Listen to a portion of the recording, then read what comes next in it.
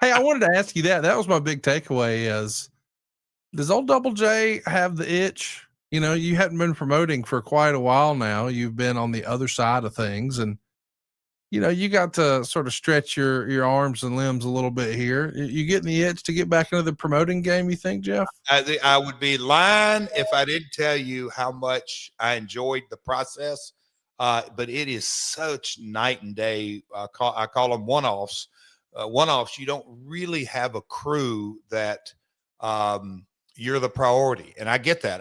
I went into that completely understanding that. And everybody else has day jobs and other jobs and side jobs and all this. And I'll get to you when I get to you and all that. But for the most part, everybody came together. But kind of seeing how the event rolled up, and you know, the on sale, the VIP sold out in the first 24 hours, and as things were rolling on, and the tickets, and you know, Andy was telling me earlier in the day, Jeff, we're gonna have over 1,500 people here, and I'm like, Andy, that's stretching it, bud. That's stretching it. But when you see, I believe, you know, that type of event, I just think people were thoroughly entertained. You know, I've been in the gym since then on Friday and Saturday, and been around some folks. Actually, as you know, just landed back from Pittsburgh watching that game. I saw a guy at baggage, and he said, "Hey, man, I saw everything on Facebook. Seems like your event couldn't have come off any better." So there was an awareness to it, you know, the advertising. So short answer, Conrad, well, hell yeah. When you do something like that, it kind of gets the creative juices going, the promoter juices going. And so, hate to say it, Conrad, but yes, tried to figure out, and the sponsorships. I mean, Dude Wipes being the Title sponsor. yeah, I couldn't get the title sponsor, but you know, Hiller's a plumbing company around. They did the turnbuckle pads, and we had, you know, 2 or 3 dealerships and all kinds of different sponsors that were part of it. That was one of the things when Andy was doing the closing ceremonies on Saturday, Conrad, he said, I can't name them all because there's 90 of them. 90 sponsors were involved with the 3-day Pig Fest. And that's where you just go, okay. You know, and this is in Sumner County, a bedroom community of Nashville. So these type events are a lot of fun, and it's I can't just say it's wrestling because it's super entertaining. The micro match, 25 Cent and Dylan tore the house down. To me, it was just a really, really entertaining show, and that's one of the things I really love about it is that if you're going to come to, I'll call it one of my shows or one of the shows I'm a part of, you're going to see diversity in the styles, and I think that just goes such a long way with entertaining the fans. Can I tell you what my favorite segment was that you might not guess, or do you want to guess? Favorite segment? Will you say segment or match? Because Big Ben Bishop is a scene stealer. He stole the show, man. Big Ben Bishop. I listen. We've all seen his trolling videos online on social. I've seen some of his matches. But the way he set up everything that happened at your event, I am a Big Ben fan for life now. Like, I'm really surprised that guy is not on TNA or MLW, or he needs to be on television on a regular basis. Like, he's got the size, he's got the ideas, he's clearly there to have a good time and there to entertain. I don't know, man. I was really impressed with Big Ben Bishop. He does it. What's paradoxical about this, Conrad, and man, me and you will probably have some offline conversations, is that he is in a digital space, super entertaining, but the hardcore IWC fan, that's not their cup of tea. And I'm not saying it should be, because everybody has different taste and all that. But, and Conrad, I think, and I'll say this publicly, I hope I've said it privately numerous times, I appreciate you folks. Conrad started in Birmingham, Alabama early last Thursday and worked more than half a day and jumped in his car and fought traffic. Anyway, I appreciate you being there. But you missed the first appearance of Big Ben, because right after the opening match, he came from the opposite of the entrance and then stepped over the railing. It caught people so off guard. Eric Young, Jake Painter on the opening match tore the house down. big babyface win, if you will. And when Big Ben stepped over and got into it, it was just like, I think it caught people in shock. And for those that didn't follow what he was doing online, and I know I'll say the majority of people didn't. He was dressed in, he was dressed in that silly outfit, but if people immediately got, here's the story. He wants on the car. Anyway, he's a storyteller. And I'm not sure that completely jives, not just being a storyteller, but he's an entertainer.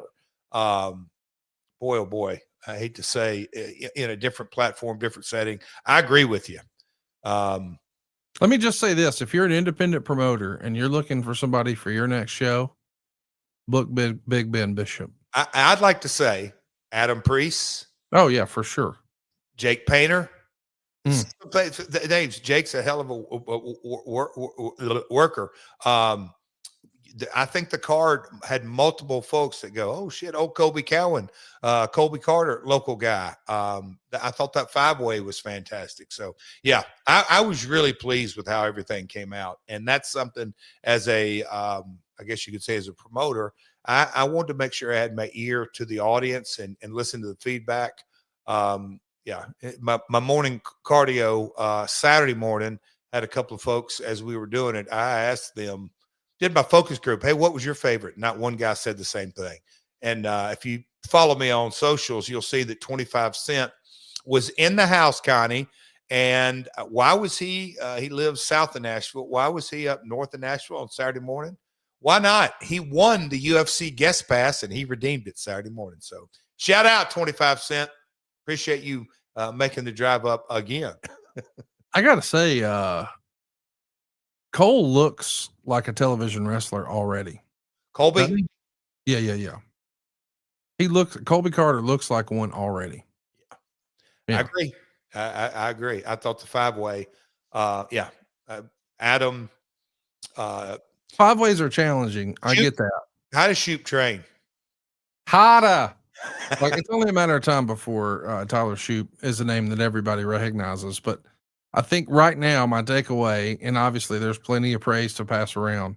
Big Ben Bishop, man, if you're an independent promoter, you won't regret it. Like that dude, he gets the entertainment aspect of pro wrestling. I'll just say that. Well, and I'll say this.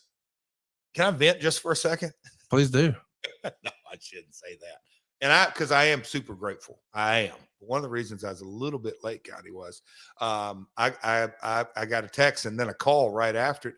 Hey man, can I get on next year's show? And he was dead serious. And I'm like, oh, okay. Now I'm grateful for that, but can I get on the show? Not, hey man, I've got an idea to do this. I've got an idea to do that.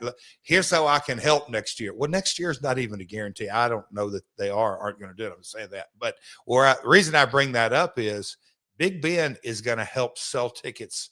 That's my only point. I bring that idea up is that Big Ben does more work before he gets to the show than most talent do the entire run. That is, oh, I'm preaching. But Conrad, we've said it many, now it's getting into years, not just months. The independent star that doesn't have the tools in the toolbox to promote your event prior to getting there, you're just barking up the wrong tree. You're in the wrong business almost. Yeah. I mean, I know nobody wants to hear this, but respectfully, there's lots of independent wrestlers that you could book to have a good match.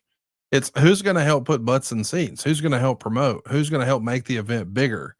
Like if you just want to wrestle in front of empty folding chairs, there's lots of places you can do that. But if you want to wrestle in front of warm bodies, you got to help get them there. And the reason, some of these guys make the big money that you hear about, whether it's WWE or AEW, is because in theory, when fans see their name on a poster, there's an emotional attachment from the fans that says, oh, I want to open my wallet to go see that guy. And otherwise you're just a name on a poster. But if nobody's emotionally attached, they're not going to open their wallet. People buy emotionally and they justify logically. And if they're not emotionally invested in you, it won't matter. And that's one of the reasons I keep hammering the Big Ben Bishop thing, because he got people emotionally invested. And I know some of it's silly, and that's the idea. It's supposed to be fun. And I think sometimes the internet wrestling community gets so caught up on banger after banger, they forget that You know, there's a whole lot of fun to be had in wrestling if you'll just ease up and let it be fun. And he gets it. And I thought, man, for that audience on that night, it couldn't have been any better. I was really impressed with his stuff in person. That's cool. That's cool. Yeah. Hey, just in time for the holidays, what if you didn't have to worry about any of that credit card debt? If you're feeling stuck making the minimum payments and you don't want to have to put Christmas on a credit card, we can help at savewithconrad.com. We routinely help our listeners save hundreds of dollars a month. Find out how much money you can save right now for free at savewithconrad.com.